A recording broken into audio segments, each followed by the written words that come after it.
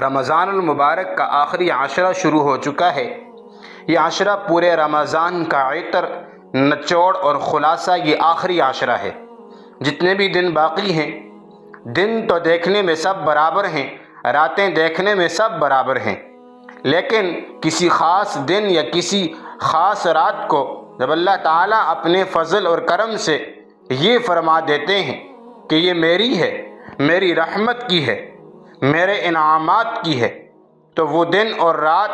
دوسرے دن اور رات پر سبقت لے جاتے ہیں۔ تو یہ جو 10 دن ہیں اور خاص طور پر یہ جو 10 راتیں ہیں، یہ پورے رمضان کا نچوڑ ہے۔ اور اگر بالفرض ہم نے پچھلے 20 دن غفلتوں میں گزار دیے اور رمضان کی جو سعادتیں ہیں، جو ان سے فائدہ اٹھانا چاہیے تھا، وہ ہم اس سے اٹھا نہیں پائے، تو اللہ تعالیٰ یہ فرما رہے ہیں کہ اب میرے پاس آؤ، چلو اب تک تم نے کچھ نہیں کیا تو ان 10 دنوں میں میرے پاس آ جاؤ اور یہ جو 10 راتیں ہیں ان میں میرا قرب حاصل کر لو۔ تو یہ جو 10 دن ہیں یہ اللہ رب العزت نے بڑے عجیب رکھے ہیں۔